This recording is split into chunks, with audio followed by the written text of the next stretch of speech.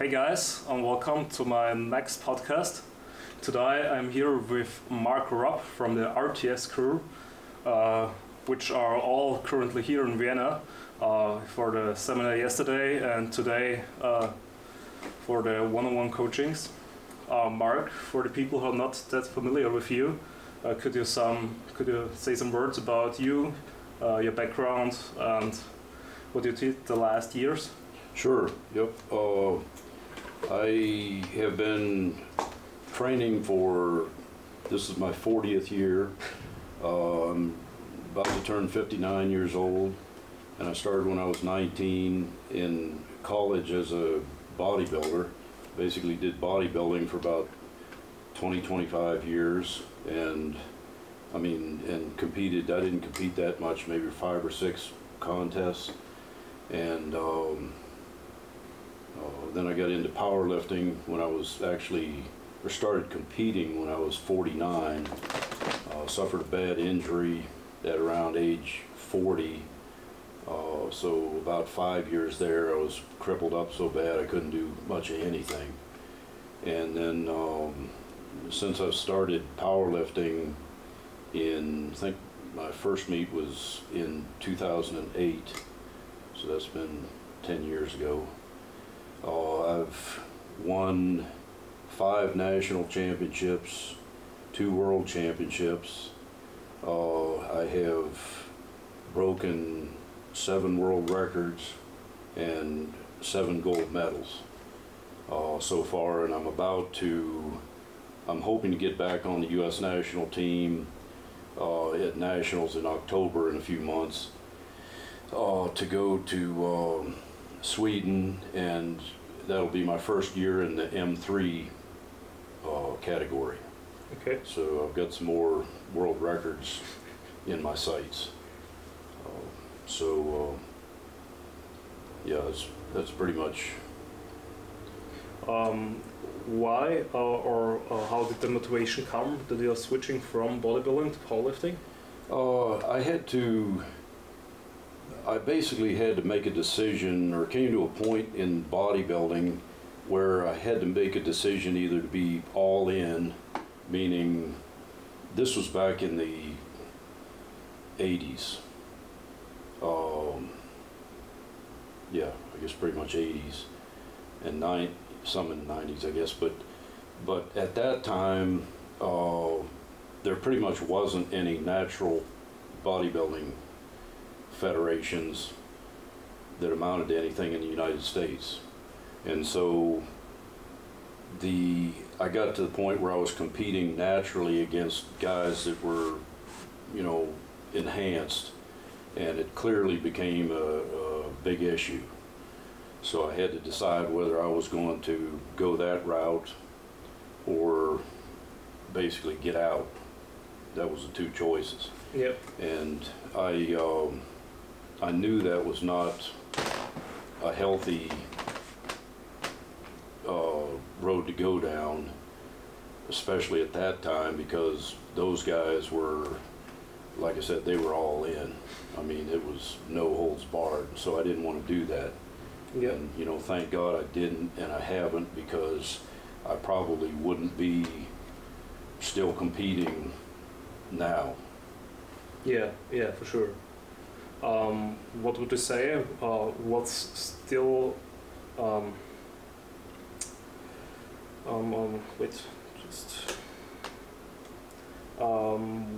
what of the things affected you back then there at your bodybuilding time, at the bodybuilding era, and are there some things that you're still using today at the more powerlifting focus with yourself and your clients? Well, yes, there are. It really taught me, the bodybuilding part really taught me anatomy and physiology, because of all the having to know individual muscles and muscle function and movement and all that kind of stuff. And it also, once I realized that all the canned programs, like, I don't know, it used to be Muscle and Fitness magazine. Like, I'd read cover to cover every month, all this stuff in Muscle and Fitness magazine from all these top bodybuilders, until I finally realized that I couldn't do that stuff, because the thing they didn't tell you about all their programs is they were all on steroids and enhanced. Well, you can't take a natural guy and do that kind of, it just doesn't work. Yeah. You don't get those results. And so I just quit reading Muscle and Fitness altogether and started writing my own programming, Yeah. bodybuilding programming, and did that for many, many years, and that taught me a lot of things about what, you know, responses and what worked and what didn't work, and so forth. And in addition to that, I think, of course, bodybuilders put in, and I'm not trying to slight bodybuilders in any way whatsoever. I've got a lot of respect there, but they have tremendous work capacity, but the top end strength usually isn't there or isn't developed.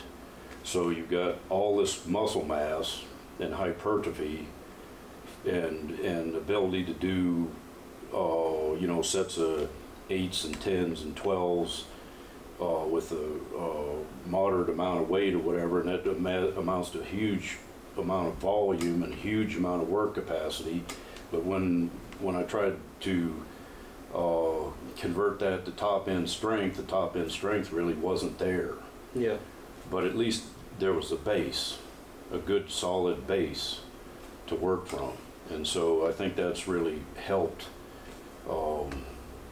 you know, go from, well, I should say that I did get dragged by a couple of friends into a couple of powerlifting meets when I was doing bodybuilding, which I didn't know anything about powerlifting. And they said, well, come on, Mark, you're a strong guy. Just come on, go with us. So, you know, like my first powerlifting meet, I can't even remember. I think I squatted 5 something, and I pulled 600 pounds at about 200 pounds body weight. Yeah. But I got red lighted for hitching, which I didn't know what hitching was. Never even heard of it before. So anyway, I went to a couple of powerlifting meets and then went back to bodybuilding. But point is, I think it gave me a good base of experience and knowledge. Whatever, 30 years. Yeah, basically, for sure. or 25 years to build on with the powerlifting. Yeah. So would you recommend new guys who are just starting with fitness, strength, and who maybe want to compete in the future, like the next 1 or 2 years, to also try to build more like a muscular base with more hypertrophy based training? Or would you still recommend them to get as strong as possible with their development they're already achieved over the time they're training, and slowly build up that over time? Yeah, and that's a really good question. If I had it to do over again, knowing what I know now, I would start powerlifting first, right off the bat. Okay. And because I see a lot of young guys, and I'll explain that. I see a lot of young guys, and they spend a lot of time doing what I consider dumb stuff, like wrist curls and shrugs and just, you know, you name it, all these, you know, neck stuff.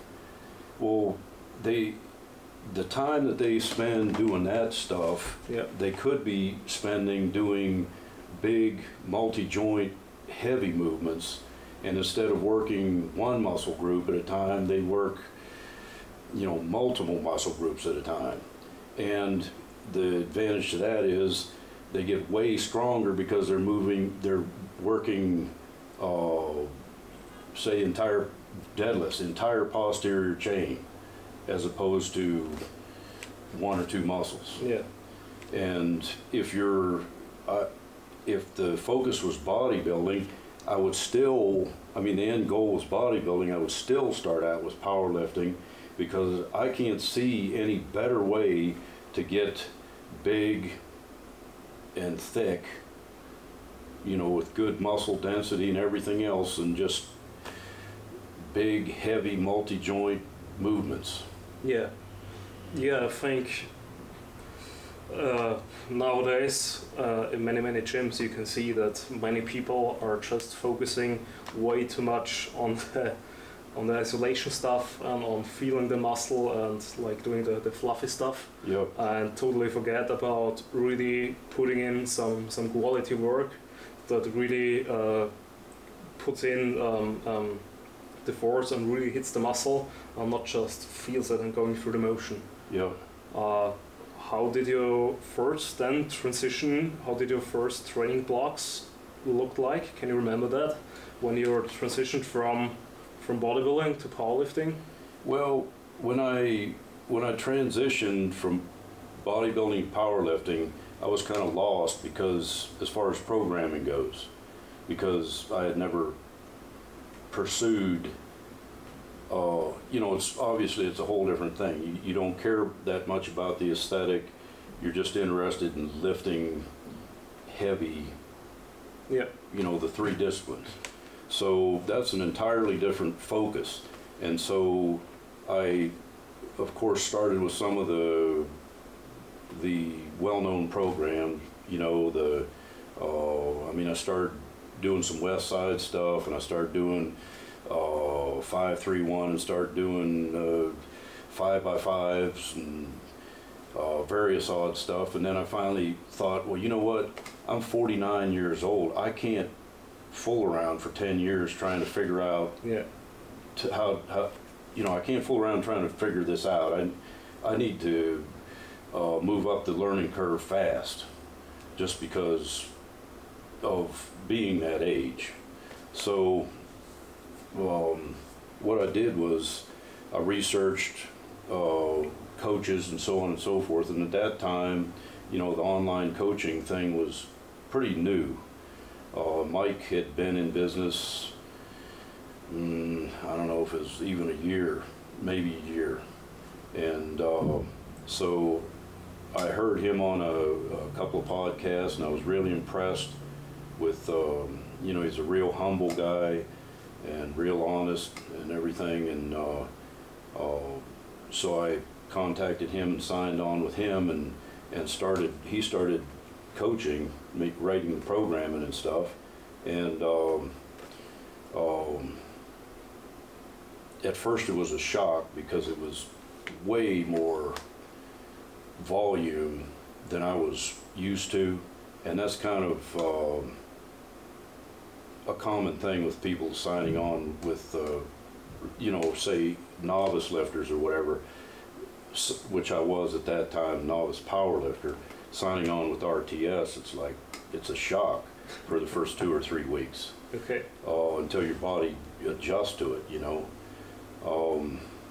But man, I started making great gains right off the bat, and then I tore my bicep loose, and had to, you know, get it repaired. So I was out for a while with that. Not too long, maybe 3 months, or no, it was a little longer than that. I mean, I was still doing whatever, one arm deadlifts and stuff with the arm in a sling, but and doing what I could, leg presses and all that kind of stuff. But so that was a really a good decision on my part, I think. I mean, I'm glad I made that decision to sign on with Mike, because it's been just a kind of an uphill ride ever since. You know, one thing about Mike is, and if you're around him much, you'll find out the only thing that stays the same is that nothing stays the same. It's constantly changing. And, you know, he's a tremendous innovator, and so I feel like I've really benefited from that, and that really suits my personality well too, because I get bored with stuff fairly easily. So, you know, doing some type of program over and over and over again, other than the emerging strategies, that's cool, because it's, even though it's the same program, if you're making gains, it's not the same. So, yeah, it's been great. Yeah, I think since I got a bodybuilding background too, for me the biggest thing to switch was around focusing the muscle and focusing the movements, because in powerlifting it's all about the movements, and you start splitting your training around chest, biceps or stuff like that. All you care about is the free lifts, and how you can assist them, and then maybe to stay healthy and everything, just put some stuff in to also hit the back with some a little bit more volume, the rear shoulder, stuff like that. That was the thing that shocked me a little bit, and it's also hard now to talk to the bodybuilding friends I have, because they ask me, what do you train today? Squat bench. What are you doing? You know, biceps, calves. And they don't really understand that basically you're also doing more or less a full body workout, like every time I hit the gym. Because as you told before, all the movements are just whole body movements. Even the bench, when you learn how to get the leg drive, and also your back gets a little bit sore if you're doing a bridge and stuff like that. So that's a whole lot different things to consider at the powerlifting side. So now looking back at your 10 years of powerlifting, what's the change over this 10 years on the programming side? Oh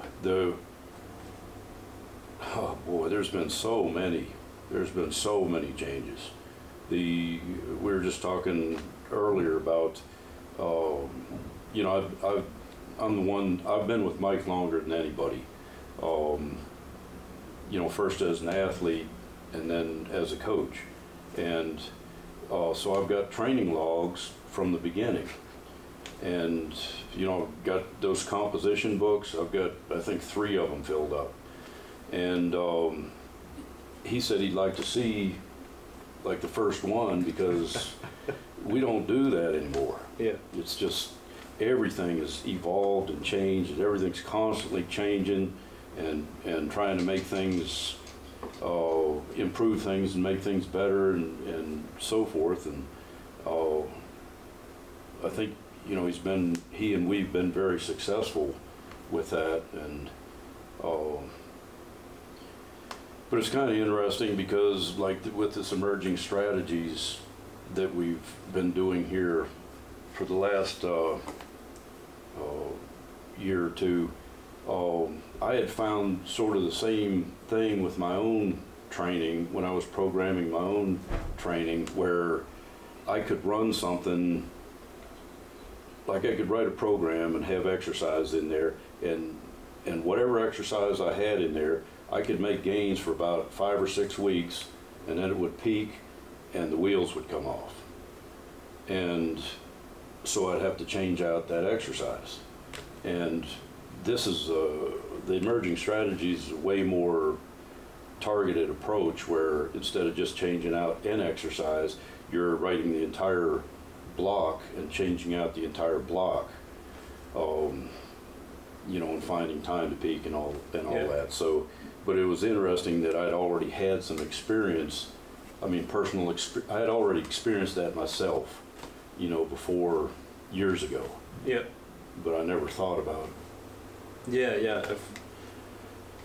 It's like to realize what's around you and what are you doing intuitively. It's really hard to see, to recognize that, because I mean, if we wouldn't know that there's air every time around us, I think we would never think about we're breathing. Just when you're like underwater and there's no air around you, you're recognizing it was nice to have some. So what would you say is the thing then that you love the most about the powerlifting, considering the last 10 years? Well,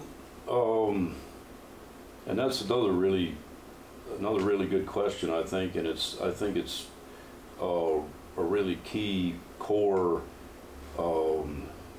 thing is what, like I asked David Ricks the same thing, you know, what keeps you going? You've already won everything. Yeah. You're already in the Hall of Fame. What else is there to accomplish? Well, I think it's not about, I think for him and the same thing drives me. If I hadn't won anything, I would still be doing the same thing. That's like a byproduct. Yeah. Because I didn't set out to, I never figured, oh, the IPF, who are they? I don't need to worry about them. I'm never going to, you know, never going to need to worry about them. Well, but that's not, so I didn't have the goals to win this or win that. I just really enjoy lifting heavy stuff. I just really enjoy the grind. I mean, it sounds almost funny, whatever, but it's like I'm not happy unless I can do that. And it's like growth. It's growth. So you can't, you know, like I was saying to you earlier, in order to go from one state of being or person to a different person, say a stronger person in whatever way, there's a change involved, and change is always uncomfortable. Yeah. Which means if you want to improve, if you're comfortable, you are not improving. You're not moving. Yeah. So you have to push yourself into that zone of discomfort, I think, and that's very satisfying to me. You know, I always feel better after I train and lift heavy stuff, even if it's not really a great session. If I've pushed myself into the zone of discomfort, then I feel way better. Yeah, totally agree with that. I also think that life more or less comes all back down to improving and trying to be better, like on a daily basis. Yeah. And yeah, then because you mentioned that you like already have a bunch of world records, already said that the drive for improvement is still in you and is still driving you. Would you consider yourself a successful powerlifter? I mean, when you look at the medals, you are, and when you're like talking to other people, how would you define a successful career as a powerlifter? Because many people maybe love to be a powerlifter, but maybe will never get on the level to break world records and win the worlds. Well, like I said, I think that's a byproduct. Okay. And so I think I would consider someone a successful powerlifter that's constantly working to improve. And as you know, there's so many parallels between powerlifting and just life in general, that, you know, a lot of the things, the discipline and everything else that you have to have in place for powerlifting improves those same qualities, carry over to the rest of your life, and help in all other aspects of your life as well. So I think if somebody is doing that, improving themselves, just trying to constantly improve themselves. And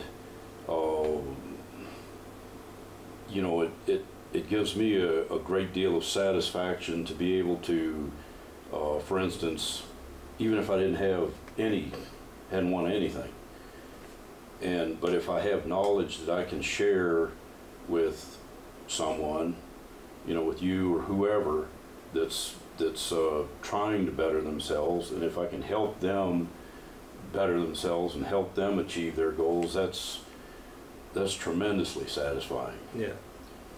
You know, I coach a bunch of guys, and it's almost like I'm more excited when they win than I am when I win. You know, because it's been a mutual joint effort to get them there. Yeah. Because you slightly mentioned it, do you think if you really want to stay in the powerlifting world, you have to start coaching others to get more like the good feelings? Or is it just, if it's your passion, to share your knowledge, your experiences, and also enjoy the programming for others? It's just... Well, I think that's going to be, again, sort of a byproduct, because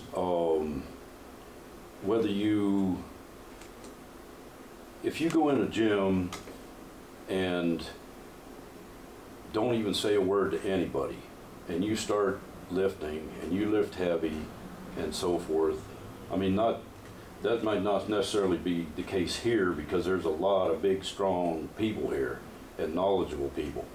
But most gyms, you go in and you start lifting heavy and you're squatting to depth and you're pulling heavy deadlifts and everything else, and everybody's looking at you, and they obviously, you know, yeah, can see that you've accomplished, you know, you're at this point, whatever, further along than they are, then you know, people come over and start asking you questions or talking to you, and then you're trying to help them and coach them and everything else, and that's why I'm saying it's kind of a byproduct. I mean, I'm sure you've experienced that. Yeah, yeah. So what would you say would be your biggest mistakes that you have done in the past? With the... it can be anything. So training, programming, execution. From the beginning? Yeah, yeah. Okay. From the beginning, I would say I used to train really, really hard and long. So it wasn't amount of work put in problem. The problem was I didn't eat enough, basically. You know, for a young guy whose hormonal profile is such that he can put on muscle a lot faster than later on in life or whatever, and strength, I wish I had. I mean, I was doing a manual labor job for the most part, and going to school, you know, during college and days and so forth, and then a lot of manual labor after that. And between all that manual labor and training, I wasn't eating anywhere near enough calories. And of course, you know, when you're younger, you're more concerned about having abs and being cut and all that kind of stuff. I don't even care about that anymore. I mean, barely. I'm more concerned about just being fit and strong and maximizing my health, basically. Yeah.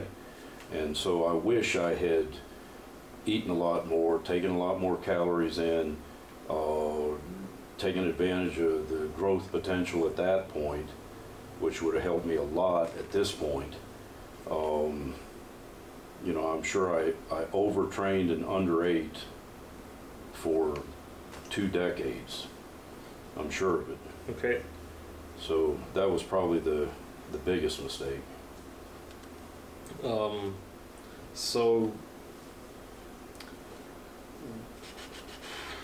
I mean, you guys are a lot smarter about things, because you got the internet, you got all this information, You got coaches available and so forth. And like I said, we didn't have that stuff. We didn't have those resources. I remember when Arnold was just newly in this country, and he was everybody's, came on the scene, everybody's action hero and everything like that. But there was very little information, good information. Yeah. Because you're mentioning it, do you think it's like an improvement to our sport that there's getting so much information and also science-based information in and affecting the sport, or do you think that most of the time got already figured out in the past, and with the experience of yourself and from the others you got over the time, it's enough to have a productive training and productive system? Well, I think it's definitely improvement. It's definitely better now, because what I see has happened is that a lot of the old school guys, the training has changed, but there's a lot of things that they did that they knew worked just because trial and error. Yeah. And methods passed down and so forth. But there was very little science behind it. They just knew, hey, this works, let's do this, and it was a lot more instinctive. And along with the things that worked and we now know were correct because they've been proven by science, there was a lot of garbage too. But we didn't know what was garbage and what was good at that time. There wasn't such a clear-cut line, you know. So, it's a big improvement. So, more or less, where do you cross the line between like lighter work, technique work, and stuff like that, and just waste volume? So if you said some guys are maybe just working way too much, not on the sense that they're really just overtraining, on the sense like they're doing just way too many sets with way too heavy weight, way too close to failure, but more on the side the time they're spending in the gym is it's not quality work, like foam rolling for 40 hours prior training, 20 minutes warm up, then squatting for 2 hours for, don't know, like really, I think, do you got my point, or? I think what you're talking about is efficiency. Yeah, right? Oh, I think that's what you're asking. I see with a lot of young guys, even that are training really hard, a lot of inefficient training. How would you correct that, or what do you recommend to improve that? Well, it's like the bucket and the rocks analogy. You've only got a certain amount of space in the bucket. You put the big rocks in first, and then the medium-sized rocks, then the small rocks, then the sand. Well, stuff like calf raises and wrist curls, that's sand. Yeah. So, and foam rolling for hours, like you said. So, put the big rocks in first. That's obviously squats, on deadlift and bench or overhead press, depending on what you're doing. And then start putting the medium-sized rocks in, which are the other secondary movements that are similar to the big lifts, the big heavy multi-joint lifts, and then start filling in the pebbles like whatever, leg press and front squats and then probably by that time you're going to be out of energy and you're not even going to bother with the sand like calf raises and Yeah, for sure. Uh, I made the experience myself because, like I said, I'm coming from the bodybuilding background. On the 4th year, I have to work these muscles like the calves, the laterals, the side shoulder, the rear shoulder, stuff like that. Yeah. But most of the time, you are already spending so much time with the real work, and you're so beat up after it. So what I'm doing at least now is just putting in like an extra day where I'm recovered enough and got time, and just do the fluffy stuff and the bodybuilding stuff there. Yeah. Because it's I think I would even be able to challenge the muscle, because my overall fatigue is so high on my normal training days that it would be senseless to do that. Yeah, and that's what we call GPP, or general physical preparedness. So it's which neglected muscles, like you say, kind of fall into that. Whatever day, if you're training 4 days a week with the powerlifting stuff, then and 1 day of you ought to have 1 or 2 days of GPP in there somewhere. It doesn't need to be a 3-hour session. Just try to get it in somewhere. What are the most important supplemental exercises which you put on these GPP days to be an overall healthy powerlifter? I think that's another good question. I think it's a individual thing. Like if somebody's having, I think you mentioned earlier about if you're having shoulder problems, your shoulder's out of balance because of all the horizontal pressing, and you need to incorporate more horizontal pulling, or upper back stuff to sort of pull everything back again. That's a great time to do that. Sometimes the problem that I see with a lot of people is they sort of, like we were saying, they sort of run out of energy. And in the case of somebody that has shoulder problems, they can't run out of energy before they do that, because that's necessary. Yeah. So I end up taking it out of GPP and putting it more as a priority in the main program.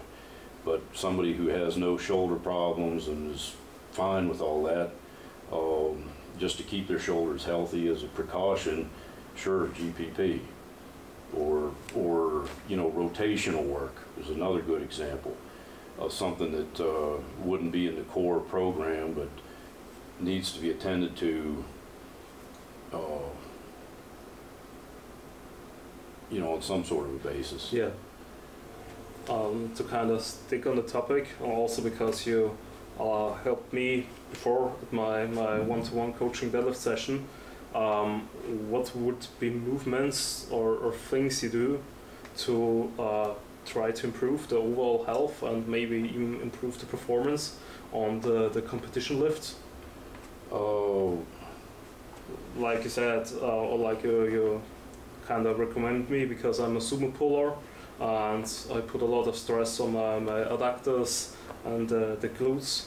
I should really try to check that and keep them healthy by just rolling them out a little bit, and if I feel strain or something like that, really keep working on that.